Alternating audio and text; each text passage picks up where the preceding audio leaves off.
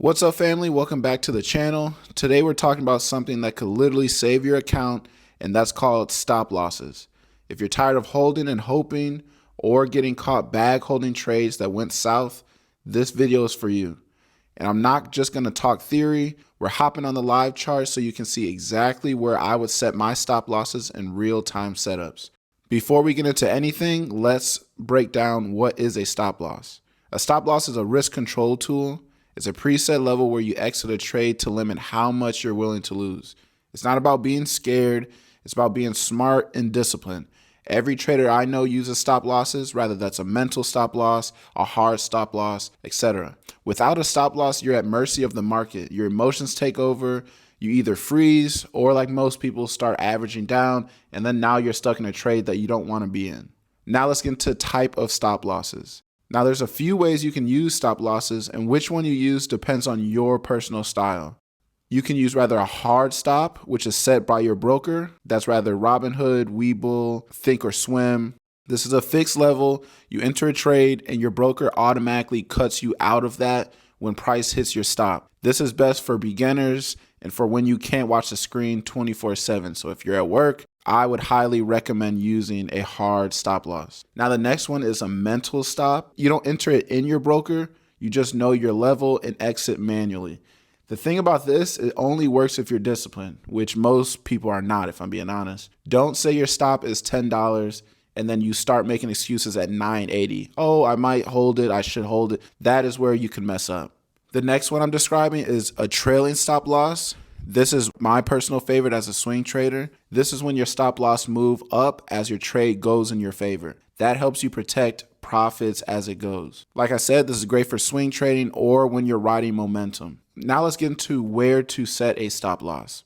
Let's break this down on a real chart setup. Say I'm looking to take a long here. I want to draw my entry zone, put my key support, and mark the stop loss just below the support or the recent low.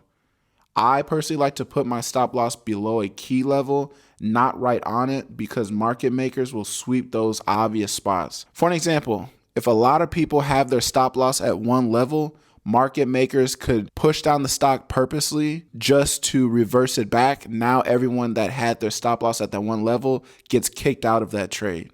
That's why I put my stop below a key level. Now here's the part most people skip. This is sizing your trade based on your stop. I'm going to put up a formula that I personally use when I'm trying to figure out how much I'm going to size into my position, rather that's swings, rather that's day trading, etc.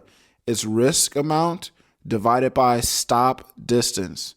That equals position size. For an example, if I'm risking $100 and my stop is 50 cents away, I can take 200 shares. That's how you trade with consistency, not emotion. That's just simply risk management. Now let's get into things that you do not want to do. Common mistakes that most traders make when they're doing stop losses. Setting it too tight and getting wicked out. This is a wick. Moving it lower when the trade goes against you. That goes with mental stop losses, as I stated earlier. Trading without one, then trying to guess when to exit, or letting small losses turn into account killers. I cannot stress enough. I've seen way too many people make excuses about trades, and it just bleeds their account slowly as the week goes by. At the end of the day, stop losses aren't just about protecting your money. They're about protecting your mindset. Because once you take that big L and blow up a trade, you start to hesitate, and then you lose confidence. And confidence, as you know, is everything in trading. So do yourself a favor, trade with stops, and you'll stay in the game way longer than ones who don't have stop losses. If this helped you, hit that like button, drop a comment below, and subscribe if you're serious about leveling up your trading. If you want me to break down live trade entries plus stops on specific tickers, let me know in the Discord or comment on my next live stream.